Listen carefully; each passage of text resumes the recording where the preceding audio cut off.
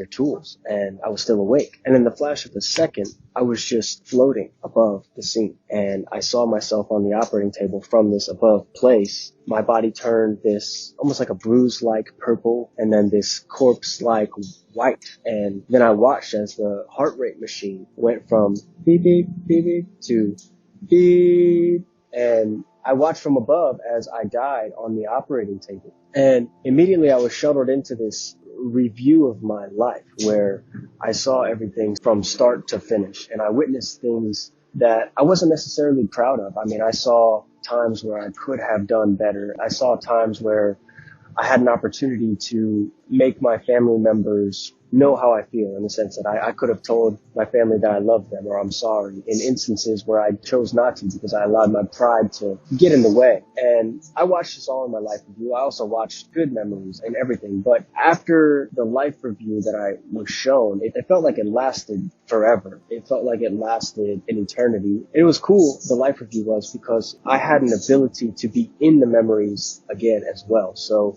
what I mean by that is I could watch them from this like movie-like, I don't know, panoramic screen, but I could also be in the memories again, experiencing it from everyone's different perspectives. So there was a time where I was a kid and I had an older brother. His name is Sean. He's 4 years older than me. And our dad used to discipline us when we would butt heads, and he would beat us with the belt. And I remember as a kid absolutely despising my dad for it. But in this life review moment, when I experienced it, I could see finally where he was coming from. It was almost as if I could put myself in his shoes to understand why he was doing it. So it was like that for every moment of the life review, though, where I could re-enter and experience it from other people's perspectives. So anyways, following the life review, I couldn't help but feel in my last conscious moments that I wasn't ready to die. I felt afraid of what was next because I didn't live while I had the chance. And I felt regret. I felt anger at myself. I don't know. I didn't feel right dying in that moment. I just wasn't ready for it.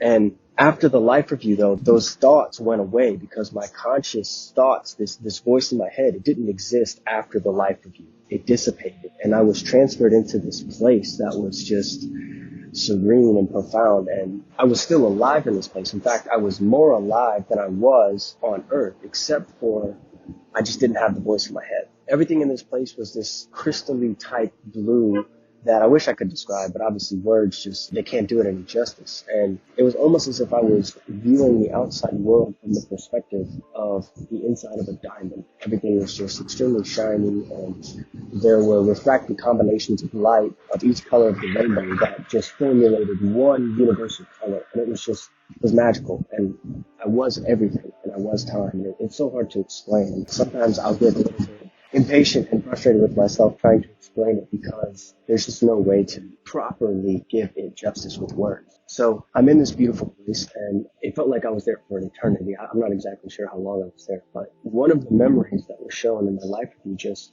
moments ago. And essentially what he said to me was telepathically, because there was no words, we weren't using words. Essentially what he said to me was, playtime's over. I was sent here for a reason, and so were you. And he essentially explained to me that my time was not done on Earth, and I had a decision to make. He said, I know how you felt after your life review. I know what that regret was like. I know that you were feeling angry, and I know that you were feeling like your time wasn't done. Well, I've been sent here to give you a choice. And then he communicated to me. He said, you can stay here with me in this beautiful, perfect realm for the rest of eternity, or you can go back to Earth and live out your great purpose. So he said, your time's not done. You have a great purpose to serve. And presented me with the choice. I could stay with him or I could go back. And it didn't really feel like I had much of a choice, honestly, because I didn't want to leave this place, but it felt like I had to. And it felt like he was sent there to essentially almost send me back without giving me much of a choice. So I contemplated it, and I knew what I had to do.